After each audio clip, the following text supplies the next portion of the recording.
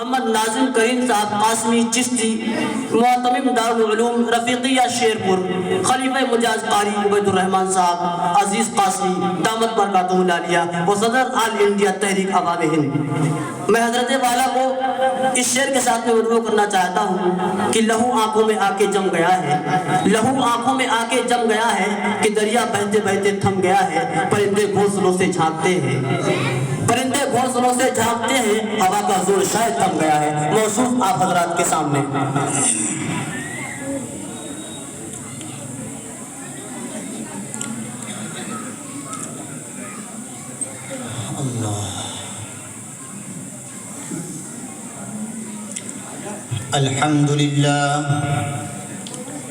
الحمد لله نحمده ونستعينه ونستغفره ونؤمن به ونتوكل عليه ونعوذ بالله من شرور أنفسنا ومن سيئات أعمالنا من يهده الله فلا مضل له ومن يضلل فلا هادي له ونشهد أن لا إله إلا الله وحده لا شريك له ولا نظير له ولا وزير له ولا مشير له ولا معين له وصل على سيد الرسل وخاتم الأنبياء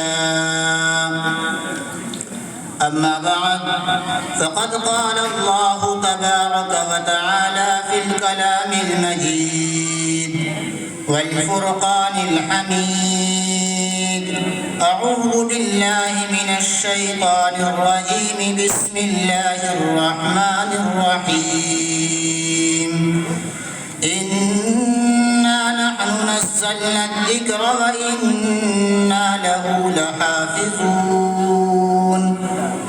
قال النبي صلى الله عليه وسلم خيركم من تعلم القرآن وعلمه وقال النبي صلى الله عليه وسلم طلب العلم فريضة على كل مسلم ومسلمة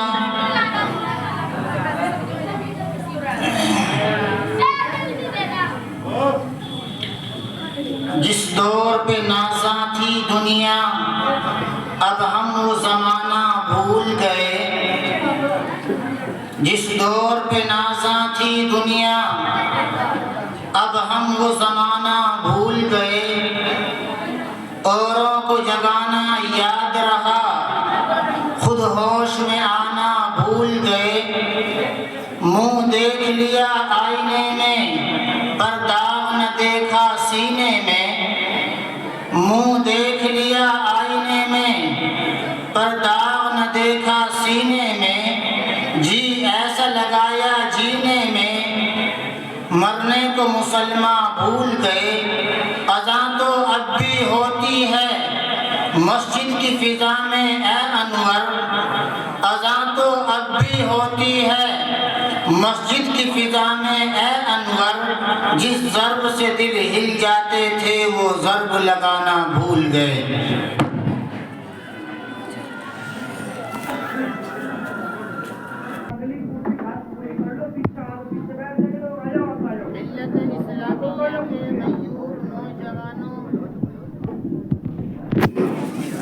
آدھا چپ ہو جاؤ۔ سرزمین مولانا کے باشندوں، آج میں اور آپ یہاں جس نسبت پر جمع ہوئے ہیں، یہ نسبت کوئی چھوٹی نسبت نہیں ہے۔ جس محفل میں اور آپ یہاں جمع ہیں، یہ محفل کوئی چھوٹی محفل نہیں ہے۔ جس بزم میں آپ اور ہم یہاں جمع ہیں، یہ بزم، یہ انجمن، اس کا مقام کوئی چھوٹا مقام نہیں ہے۔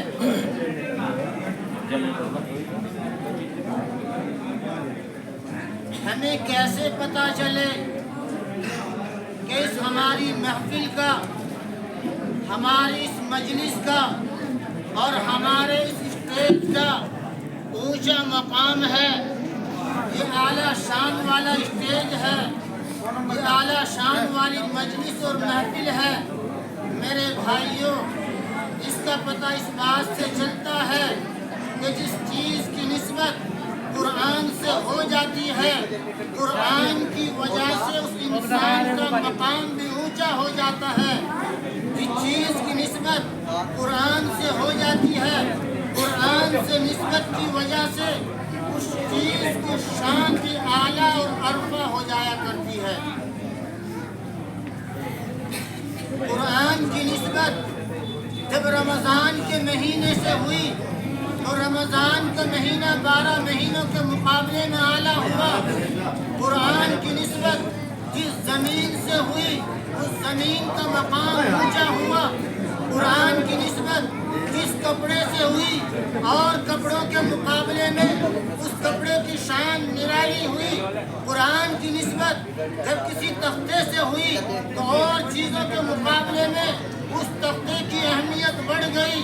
قرآن کی نسبت جب کسی اینٹ سے ہوئی تو اس اینٹ کا مقام اور اینٹوں کے مقابلے میں بڑھ گیا. ایک اینٹ تو مکان کے اندر لگی ہوئی ہے، اس کا مقام کچھ اور ہے. ایک اینٹ مدرسے میں لگی ہوئی ہے، اس کا مقام کچھ اور ہے. ایک اینٹ مسجد میں لگی ہوئی ہے، اس کا مقام کچھ اور ہے. حالانکہ اینٹ وہ بھی مٹی کی ہے جو مسجد میں لگی ہے، اینٹ وہ بھی مٹی کی ہے جو مکان میں لگی ہے، اور اینٹ وہ مٹی کی ہے جو مدرسے میں لگی ہے. لیکن میرے بھائیوں، جس چیز کی نسبت قرآن سے ہو گئی، جس چیز کا تعلق قرآن سے ہو گیا تو اس چیز کی شان ہی نرالی ہو گئی. آج جس بزم میں، جس محفل میں اور آپ بیٹھے ہوئے ہیں، ہم تھوڑی دیر کے لیے غور کریں. میری اور آپ کی نسبت اس وقت آقائے مدنی، سرور عالم، شہنشاہ کون و مکان، احمد مجتبی، محمد مصطفیٰ، سب کہیں صلی اللہ علیہ وسلم کے ساتھ جڑی ہوئی ہے. میری اور آپ کی نسبت نبی پاک صلی اللہ علیہ وسلم سے ہے، اور یہ مدرسے آقائے مدنی محمد عربی صلی اللہ علیہ وسلم کے گھر ہیں. آج میرے اور آپ کے لیے فخر کی بات ہے کہ میں اور آپ آج اللہ کے نبی کے مہمان ہیں. آج میرے اور آپ کے میزبان کالی کملی والے محمد الرسول اللہ ہیں. اس لیے کہ جب مہمان کسی کے گھر میں آتا ہے، اس گھر والے کا وہ مہمان ہوا کرتا ہے اور گھر والا اس کا میزبان ہوا کرتا ہے. آپ کو معلوم ہے کہ تمام مدارس اسلامیہ محمد عربی صلی اللہ علیہ وسلم کے گھر ہیں، اور یہ میرے محبوب کے گھر کی مجلس ہے. میں اور آپ محبوب کے گھر میں آئے ہیں، اس معنی کا میں اور آپ اللہ کے نبی صلی اللہ علیہ وسلم کے مہمان ہیں. مہمان کے لیے بات ضروری ہے کہ اپنے میزبان کا خیال رکھے. میزبان جہاں بٹھائے وہاں بیٹھے. میزبان جو کھانا پیش کرے احترام کے ساتھ اس کھانے کو کھائے. میزبان جہاں اس کا بسترا کرے وہاں آرام کرے. اپنی مرضی چلانا مہمان کے لیے یہ اچھا نہیں ہے. دینی بھائیوں، میری اور آپ کی نسبت آج قرآن سے ہے. میری اور آپ کی نسبت نبی پاک صلی اللہ علیہ وسلم سے ہے. اس جلسے کی نسبت قرآن سے اور اللہ کے نبی صلی اللہ علیہ وسلم سے ہے. قرآن اللہ کی وہ محترم الشان کتاب ہے جس کے بارے میں خود خالق کائنات اعلان فرما رہا ہے، اِنَّا نَحْنُ نَزَّلْنَا الذِّكْرَ وَإِنَّا لَهُ لَحَافِظُونَ. رب ذوالجلال گویا ہے ہم نے قرآن کو نازل کیا ہے اور ہم ہی اس کی حفاظت کرنے والے ہیں. یہ حفاظت کیسے ہوگی؟ سینہ در سینہ یہ حفاظت نبی پاک صلی اللہ علیہ وسلم سے ہوتی آ رہی ہے اور قیامت تک ایسے ہی ہوتی رہے گی۔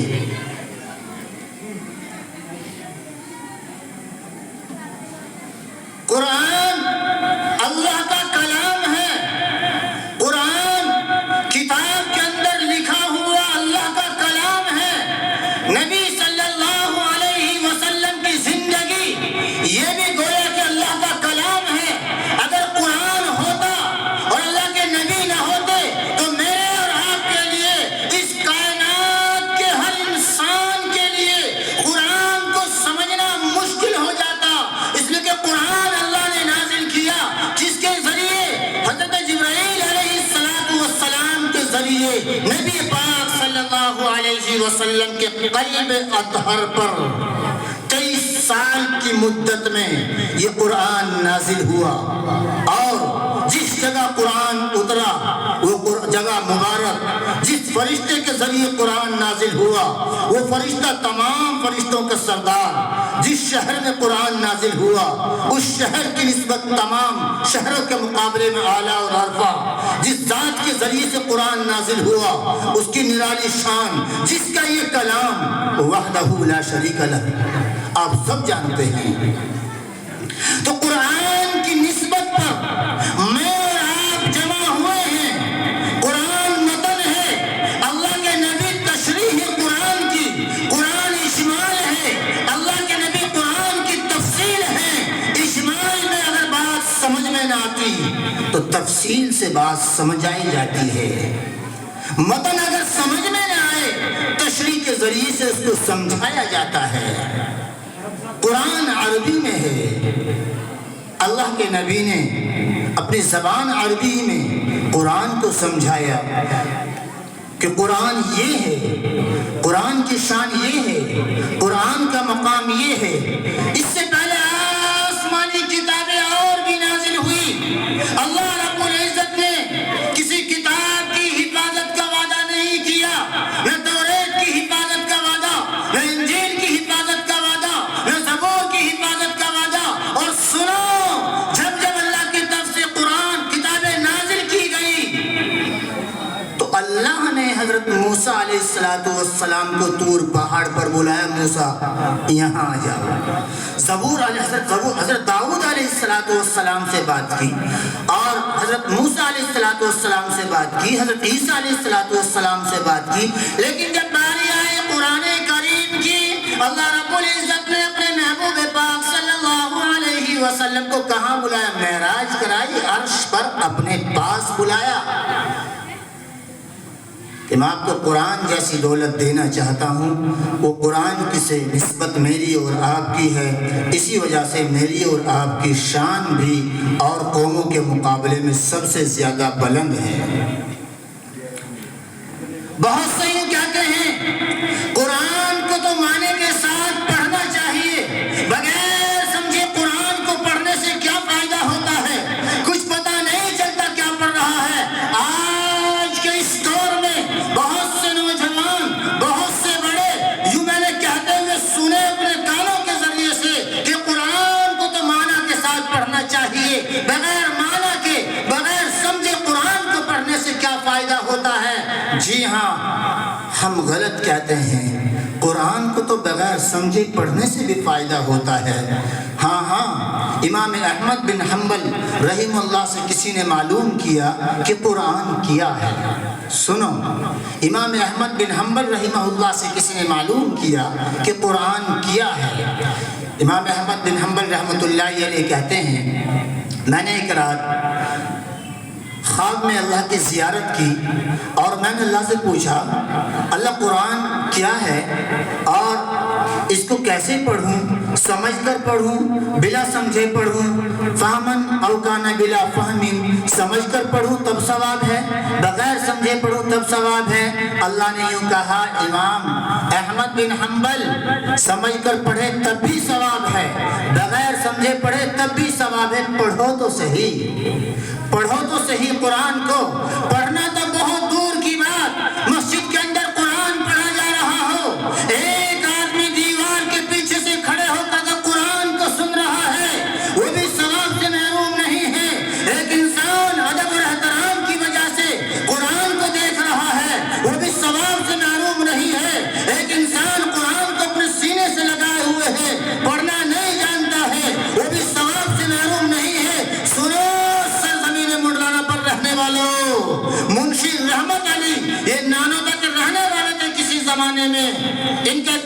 مشہور واقعہ ہے، میں نے کتاب کے اندر پڑھا ہے۔ بڑے ملازم تھے سرکاری، وہ آ رہے تھے دیوبند کی طرف نانودا سے چل کر۔ جب پیدل کا زمانہ تھا، ہمارے جو بزرگ یہاں موجود ہیں وہ جانتے ہوں گے پیدل کا زمانہ کیسا زمانہ تھا۔ وہ جب نانودے سے دیوبند آ رہے تھے، راستے میں ایک جگہ دیکھا بھیڑ بھاڑ ہو رہی ہے، پوچھا کیا بات ہو گئی؟ بتایا گیا کہ یہاں ایک بزرگ تھے، ایک اللہ والے تھے، سیدھے سچے آدمی تھے، ان کا انتقال ہو گیا ہے۔ لوگوں نے کہا منشی رحمت علی صاحب سے بڑے اللہ والے آدمی تھے کہ منشی جی ان کی جنازے کی نماز پڑھا دیجئے۔ منشی جی نے کہا کہ نہیں بھائی، میں تو جنازے کی نماز نہیں پڑھاؤں گا، کوئی اور یہاں عالم ہوں گے، مفتی صاحب ہوں گے، ان سے کہہ دیں وہ نماز پڑھا دیں گے۔ تو یہ بات کہہ کر منشی جی الگ بیٹھ گئے، منشی رحمت علی صاحب علیہ الرحمہ۔ تو گھر سے آواز آئی، گھر سے مستورات نے خبر بھیجی، اس بزرگ کی اہلیہ نے خبر بھجوائی مردوں میں کہ جا کے کہہ دو کہ میرے شوہر کا جنازہ منشی رحمت علی پڑھائیں، اس لیے کہ انتقال سے پہلے میرے شوہر نے مجھ سے کہا تھا اگر میرا انتقال ہو جائے تو میری جنازے کی نماز منشی رحمت علی سے پڑھوانا۔ لوگوں نے کہا خوشخبری ہو، منشی رحمت علی یہاں پہلے ہی سے موجود ہیں، وہ تو یہاں آ چکے ہیں صبح سے، وہ یہاں موجود ہیں۔ ان کو کہا گیا کہ اس شخص کی وصیت ہے، آپ یہاں موجود ہیں، آپ ان کی جنازے کی نماز پڑھا دیجئے۔ منشی رحمت علی نانوتوی علیہ الرحمہ نے جنازے کی نماز پڑھائی، قبر میں ان کو اتارا۔ قبر میں اتارنے کے بعد تدفین سے جب فارغ ہو گئے، واپس آئے اور جب جا رہے تھے دیوبند، اور دیوبند جا کر اپنے آفس میں پہنچے۔ آفس میں پہنچنے کے بعد جب جیب میں دیکھا تو آفس کا کارڈ جیب سے غائب تھا۔ سرکاری نوکری کارڈ ہوتا ہے نا، ملتے جو حضرات کرتے ہیں وہ جانتے ہوں گے، وہ کارڈ جیب سے غائب تھا۔ اب سوچا ہو نہ ہو کہیں راستے میں تو گرا نہیں، کیونکہ میں چلتا ہوا آ رہا ہوں، ہو سکتا ہے جب میں قبر میں اترا تو میرا وہ نوکری کا کارڈ قبر میں گر گیا ہو۔ منشی رحمت علی واپس پہنچے، واپس جانے کے بعد وہاں لوگوں کو جمع کیا اور کہا بھائی میری نوکری کا سوال ہے، میں سرکاری ملازم ہوں، میرا کارڈ جو سرکاری ملازمت کا تھا، مجھے ایسا لگتا ہے جب میں نے میت کو قبر میں اتارا وہ کارڈ میرا قبر میں گر گیا ہے۔ لوگوں نے کہا بھئی اللہ والے آدمی ہیں اور ابھی میت کو دفنائے ہوئے گھنٹہ 2 گھنٹے ہوئے ہیں، چلو ان کی مدد کر دو، تھوڑی سی مٹی ہٹا دو، ہو سکتا ہے ان کا کام بن جائے۔ جب وہ مٹی ہٹا رہے تھے، منشی رحمت علی وہاں موجود تھے۔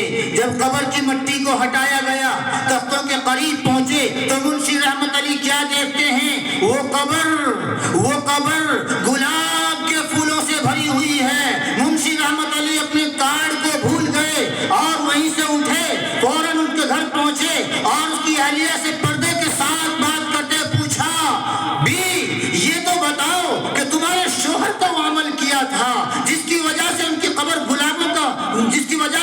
قبر پھولوں کے گلاب سے بھری ہوئی ہے، وہ عمل تو مجھے بتاؤ تاکہ وہ عمل میں بھی کروں۔ وہ کہتی ہے وہ قرآن پڑھے ہوئے نہیں تھے، وہ نمازوں کا اتنا اہتمام کرنے والے نہیں تھے، وہ اتنے تسبیحات کی پابندی نہیں کرتے تھے، ان کا مقام کوئی اتنا اونچا مقام نہیں تھا، ان کی عبادتیں کوئی الگ شان کی عبادتیں نہیں تھی، لیکن ہاں ایک بات ضرور ہے، مجھے اس گھر میں آئے ہوئے 45 سال ہو گئے ہیں، میں نے دیکھا ہے وہ ہر دن صبح کے وقت فجر کی نماز پڑھ کر جب گھر آتے، یہ طاق میں اللہ کا کلام رکھا ہوا ہے، وہ وضو کر کے اس قرآن کو اٹھاتے کھول کر بیٹھ جاتے، وہ قرآن پڑھنا نہیں جانتے تھے، قرآن کھولتے، کھولنے کے بعد وہ ہر لائن پر اپنی انگلی کو اس طرح سے پھیرتے تھے اور یوں کہتے تھے میرے رب نے یہ بھی سچ فرمایا ہے، میرے رب نے یہ بھی سچ فرمایا ہے، میرے رب نے یہی سچ فرمایا ہے۔ وہ گھنٹہ 2 گھنٹہ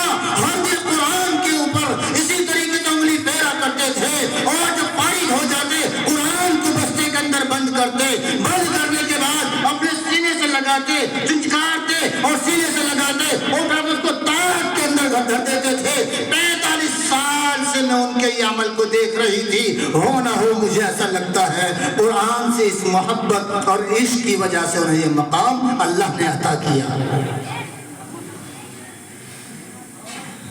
تو میرے بھائیوں، میں اور آپ جو یہاں جمع ہیں وہ قرآن کی نسبت پر جمع ہیں۔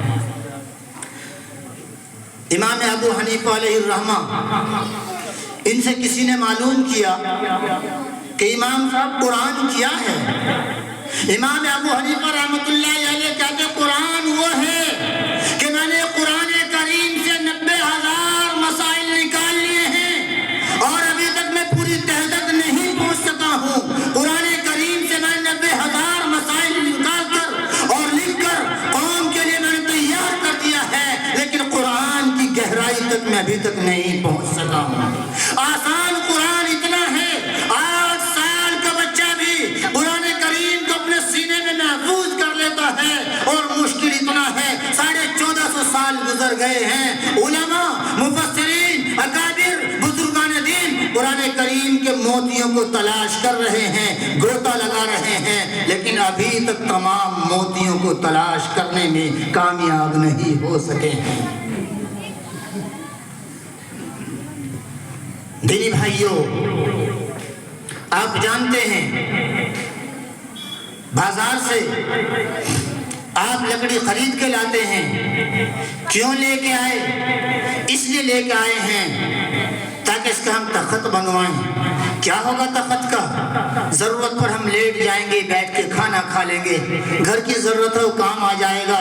آپ بازار سے، آپ آرا مشین سے وہ لکڑی کے تختے چروا کے لے کے آئے، آپ نے ان کا تخت بنایا، آپ نے تخت بنانے کے بعد اپنی ضروریات میں آپ اس کو استعمال کر رہے ہیں، کوئی برائی کی بات نہیں ہے، لیکن آپ نے دیکھا جب مستری تخت بنا کے فارغ ہوا، اتنا بڑا لکڑی کا تختہ وہ بچ گیا ہے، آپ نے سوچا اس کا کیا ہوگا، یہ تو ایسے ہی گرہن جائے گا، وہ تو ہو نہ ہو۔ مستری سے آپ نے کہا آپ ایسا کر دیجئے، تھوڑے تھوڑے اس میں پائے بھی لگا دیجئے، اس کی ایک چھوٹی سی تپائی بنا دیجئے۔ آپ نے اس تپائی کو بنوایا اور بنا کر آپ نے لا کر اس کو مدرسے میں دے دیا۔ اس تپائی کی نسبت قرآن سے ہو گئی ہے۔ اپنے سینے پہ ہاتھ دھر کے فیصلہ کر کے بتاؤ، آپ اس تخت پر پیروں کے ذریعے سے چڑھ سکتے ہیں، آپ اس پر لیٹ سکتے ہیں، آپ اس پر سو سکتے ہیں، اس پر بچے پیشاب کر سکتے ہیں، ہر کچھ کیا جا سکتا ہے، لیکن کوئی بھی ایمان والا انسان، کوئی بھی ایمان والا اللہ کا بندہ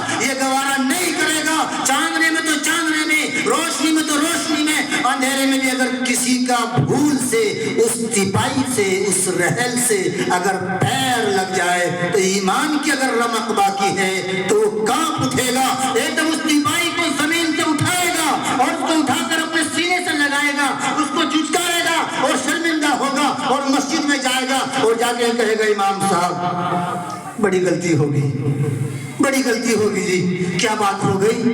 اجی میں مدرسے میں گیا، اندھیرا ہو رہا تھا، میرے پیر پہ تپائی لگ گئی، تپائی میں میری ٹھوکر لگ گئی، مجھے کیا کرنا ہے جی؟ کچھ صدقہ دینا کا جی، کتنا صدقہ دینا پڑے گا جی؟ کیا کرنا پڑے گا؟ دکھ ہے، کیوں؟ اس لیے کہ اس تختے کی نسبت قرآن سے ہو گئی ہے۔ تختہ تو وہ بھی اسی کا ہے جو آپ کے گھر میں تخت بنا ہوا ہے، اس کا تو کوئی احترام نہیں ہے، لیکن اس کی نسبت جب قرآن سے ہوئی تو اس کا مقام اور اس کی شان اونچی ہو گئی۔ الحمدللہ۔ اسی طریقے سے میرے بھائیوں، آپ بازار جاتے ہیں، بازار جانے کے بعد اپنے بچوں کے لیے شاپنگ کر کے آپ کپڑا خرید کے لاتے ہیں، کیوں؟ شادی ہے گھر میں، کیوں؟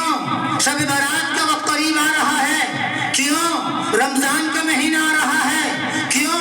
عید قریب ہے، اس لیے اپنے بچوں کے لیے شاپنگ کر کے کپڑا لاتے ہیں، کپڑے تو تیاری کر رہے ہیں، شب برات کی، شادی کی، رمضان کی یا عید کی۔ میرے بھائیوں، آپ اپنے بچوں کے کپڑے سلوا کر فارغ ہو جاتے ہیں، آپ نے دیکھا گھر میں، آپ کی اہلیہ نے دیکھا، آپ کی بچی نے دیکھا، تھوڑا سا کپڑے سلنے کے بعد وہ نیا کپڑا بچ گیا ہے، آپ نے کیا کیا؟ بچی کہنے لگی امی میرے قرآن کا بستہ نہیں ہے، میں اس کا بستہ سیلوں۔ امی کہتے بیٹی سی لیجئے۔ وہ بچی اپنے ہاتھ سے قرآن کا بستہ سیتی ہے، قرآن کا بستہ سینے کے بعد قرآن پر اس کو چڑھا دیتی ہے۔ اب اس کپڑے کا تعلق قرآن سے ہو گیا ہے۔ میرے بھائیوں، جب آپ کے کپڑے جب گندے ہو جاتے ہیں، آپ اس کو مشین میں ڈال دیتے ہیں، وہ آپ کے پیروں میں بھی آ رہے ہیں، وہ پرانے ہو جاتے ہیں، کوڑی پہ چلے جاتے ہیں، وہ پرانے ہو جاتے ہیں، آپ ان کو جلا دیتے ہیں، وہ پرانے ہو جاتے ہیں، آپ ان کو پھینک دیتے ہیں، لیکن بچ گیا تھا، جس کا آپ نے قرآن کا بستہ سیا ہے، جس کا آپ کی بچی نے قرآن کا جزدان سیا ہے، وہ کپڑا جب پرانا ہو جاتا ہے قرآن سے لگے اور جب پرانا ہونے کے بعد ہر کوئی ایمان والا انسان اس کو قرآن سے اتار کر نہ تو جلانے کی ہمت کرتا ہے، نہ اس کو کوڑی میں پھینک سکتا ہے، نہ اس کو ادھر ادھر پھینک سکتا ہے، نہ اس کو گلیاوں میں ڈال سکتا ہے، یہاں تک کہ جب قرآن کے بستے کو دھویا جاتا ہے تو کیا ہوتا ہے، اس کے پانی کو بھی نالی میں ایمان والا ڈالنا گوارا نہیں کرتا، وہ پانی بھی دیوار پر یا پودوں میں ڈال دیا جاتا ہے تاکہ اس کی نسبت قرآن سے ہے۔ اس پانی کی شان بھی بڑھ گئی ہے، یہ بھی پودوں میں ڈالا جا رہا ہے، یہ بھی دیواروں پہ ڈالا جا رہا ہے، حالانکہ کپڑا تو وہ بھی اسی میں کا ہے جو میں نے اور آپ نے پہن رکھا ہے، وہ پانی نالیوں میں جا رہا ہے، وہ پانی گندگیوں میں جا رہا ہے، لیکن شان کیا ہے، اس کپڑے کی نسبت قرآن سے ہو گئی ہے، اس لیے اس کپڑے کا مقام اونچا ہو گیا ہے۔ اور کیا ہوتا ہے جب یہ کپڑا قرآن سے جڑے پرانا ہو جاتا ہے، استعمال کے قابل ہم نہیں سمجھتے ہیں، تو قرآن کے ساتھ اس کپڑے کو دفن تو کیا جا سکتا ہے، کوڑے کرکٹ میں نالی میں نہیں ڈالا جا سکتا ہے۔ وجہ کیا ہے کہ اس کپڑے کی نسبت قرآن سے ہو گئی ہے۔ میرے بھائیوں، اسی قرآن کی نسبت پر میں اور آپ یہاں جمع ہیں۔ میرا اور آپ کا تعلق بھی قرآن سے ہے، میرا اور آپ کا تعلق بھی قرآن سے ہے۔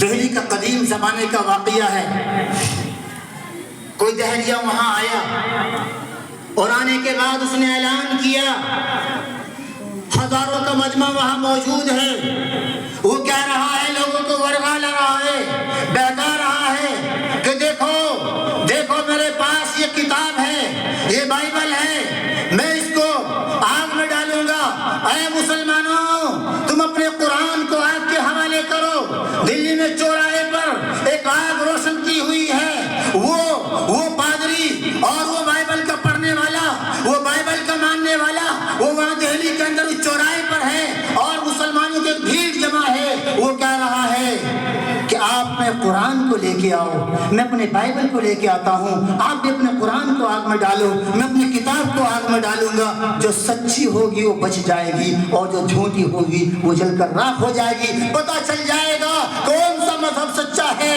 کون سا جھوٹا ہے، کون سی کتاب سچی ہے، کون سی کتاب جھوٹی ہے، یہ فیصلہ ہو جائے گا۔ دینی بھائیوں، جو وہاں اس وقت میں اس چوراہے پر اس آگ کے قریب جو ہزاروں کے مسلمان جمع تھے، وہ پریشان ہیں، ہم کیا کریں ایسے وقت میں۔ حضرت مولانا شاہ عبدالعزیز صاحب محدث دہلوی علیہ الرحمہ مسجد کے اندر موجود تھے، بلکہ اپنے کتب خانے کے اندر موجود تھے۔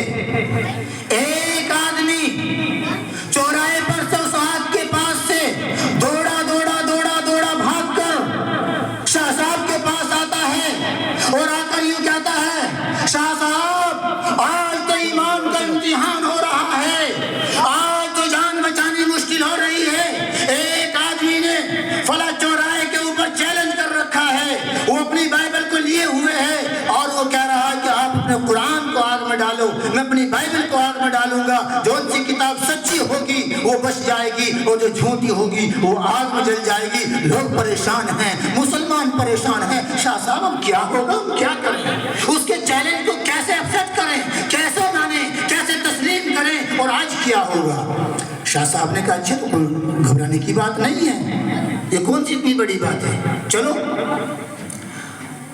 شاہ صاحب علیہ الرحمہ ساتھ جا رہے ہیں، چلے گئے اور جانے کے بعد پوچھا اس بائبل کے ماننے والے سے، کیا کہنا چاہتے ہو، کیا کہہ رہے ہو؟ کہ میں یہ کہہ رہا ہوں میرا چیلنج ہے، کیا آپ مسلمان ہیں، آپ قرآن کے ماننے والے ہیں، آپ قرآن کے پڑھنے والے ہیں، میں بائبل کا ماننے والا ہوں، میری بائبل یہ رہی ہے، آپ نے قرآن لے کے آئے ہیں، یا جلی ہوئی ہے، آپ نے قرآن کو اس میں ڈال دو، میں اپنی بائبل کو اس میں ڈال دوں گا، جو ان سا مذہب اور جو ان سی کتاب سچی ہوگی وہ بچ جائے گی، اور جو مذہب جھوٹا ہوگا، جس مذہب کی کتاب جھوٹی ہوگی وہ جل کر اس میں راکھ ہو جائے گی۔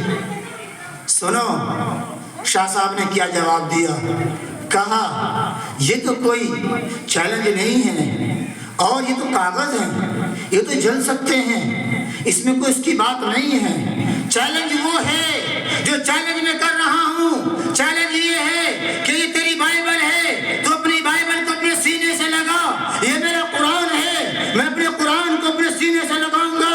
یہ آگ جل رہی ہے، اس آگ میں تجھے بھی قرآن اپنے بائبل کے ساتھ جانا ہوگا، اپنے قرآن کے ساتھ اس آگ میں جاؤں گا۔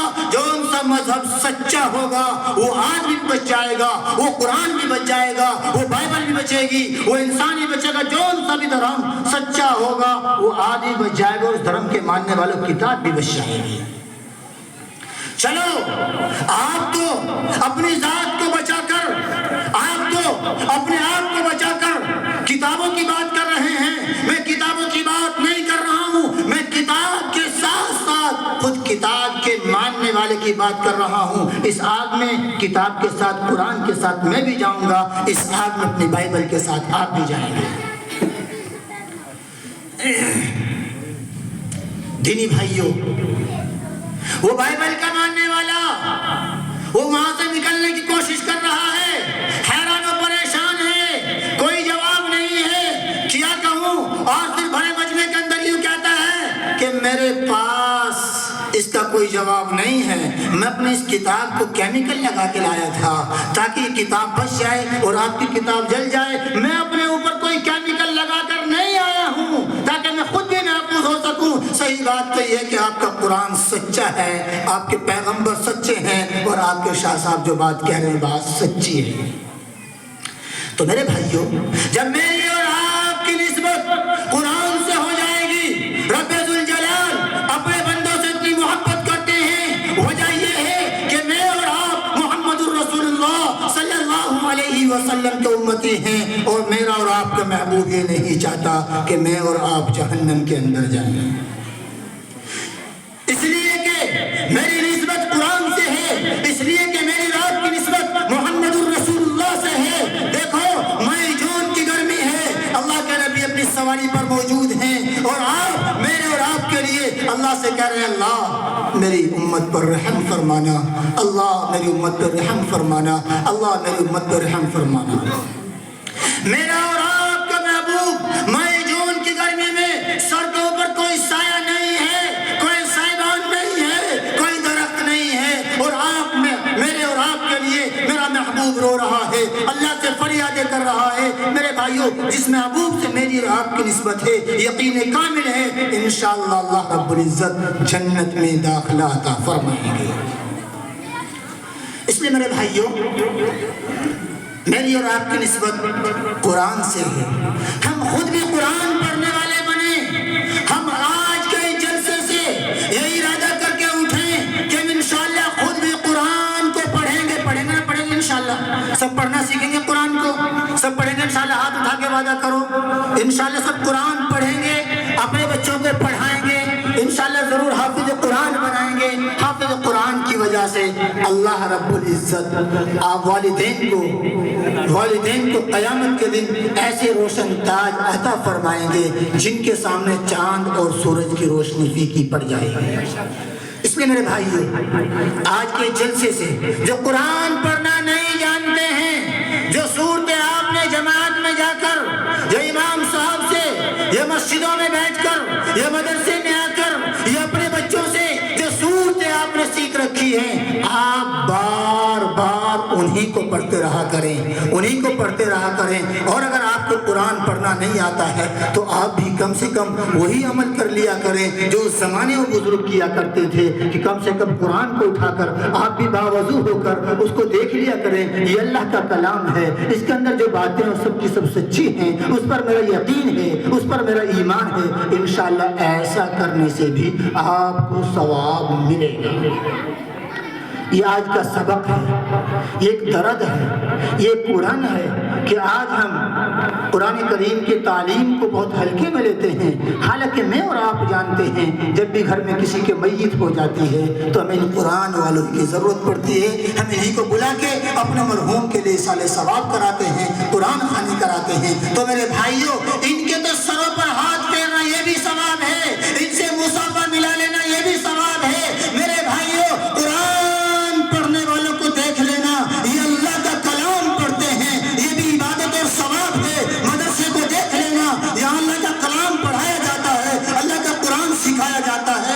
بھی عبادت اور ثواب سے خالی نہیں ہے۔ میرے بھائیوں، اس وقت ہمارے علاقے کے سرپرست بزرگ ہستی مفکر قوم و ملت استاد گرامی حضرت مولانا مفتی ریاست صاحب دامت برکاتہم العالیہ تشریف لا چکے ہیں۔ ابھی انشاءاللہ حضرت ہی کا جو مسائل کے تعلق سے بیان حضرت کا جس طرح ہوتا ہے وہ آپ کے سامنے ہوگا۔ جو باتیں میں نے آپ کے سامنے عرض کی ہیں، کوئی تقریر نہیں، واعظ نہیں، نصیحت نہیں، ایک طالب علمانہ زندگی کا سبق ہے۔ دعا کرتا ہوں کہ اللہ رب العزت مزید مجھے سبق پر محنت کرنے کی توفیق عطا فرمائے اور ہم سب کو قرآن پڑھنے کی اور اپنے بچوں کو پڑھانے کی فکر کرنے کی توفیق عطا فرمائے۔ اگر سبقت لسانی کی وجہ سے زبان سے کوئی بات غلط نکل گئی ہو، اللہ اس کے شر سے حفاظت فرمائے۔ صحیح باتوں کو اللہ سوچ کر سمجھ کر عمل کرنے کی توفیق عطا فرمائے۔ فکر دنیا کر کے دیکھا، فکر عقبہ کر کے دیکھ، فکر دنیا کر کے دیکھا، فکر عقبہ کر کے دیکھ، چھوڑ کر اب فکر سارے ذکر مولا کر کے دیکھ۔ کون کس کے کام آیا، کون کس کا ہے بنا، کون کس کے کام آیا، کون کس کا ہے بنا، سب کو راضی کر کے دیکھا، رب کو راضی کر کے دیکھ۔ زندگی رہی تو انشاءاللہ پھر ملاقات ہوگی۔ آمین وما توفیقی الا باللہ۔